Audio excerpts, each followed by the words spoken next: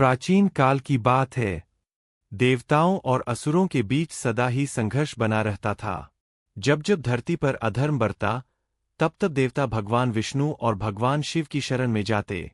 फाल्गुन मास को देवताओं ने विशेष रूप से प्रिय माना है, क्योंकि यह मास भक्ति, प्रेम और आनंद का प्रतीक है। एक समय की बात है, राजा सुकेतु नामक एक धर्मात्मा राजा थे। वे सदा सत्य, दया और धर्म के मार्ग पर चलते थे। उनकी प्रजा सुखी थी, परंतु राजा के मन में एक दुख था, उन्हें संतान नहीं थी। राजा और रानी ने अनेक व्रत किए, तीर्थों में स्नान किया, लेकिन कोई फल प्राप्त नहीं हुआ।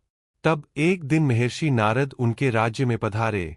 राजा ने श्रद्धापूर्वक उनका स्वागत किया और अपने मन का दुख उनके सामने रखा।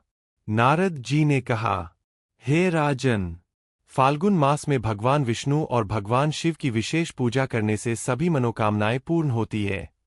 यह मास भक्तों के लिए अत्यंत फलदायी है। नारद जी के कहने पर राजा सुकेतु ने फाल्गुन मास के प्रथम दिन व्रत रखने का संकल्प लिया। उन्होंने प्रातःकाल स्नान कर स्वच्छ वस्त्र धारण किए और भगवान विष्णु की पूजा विधि विधान से की। पूरे मास उन्होंने दान, पुण्य, जप और सेवा का पालन किया।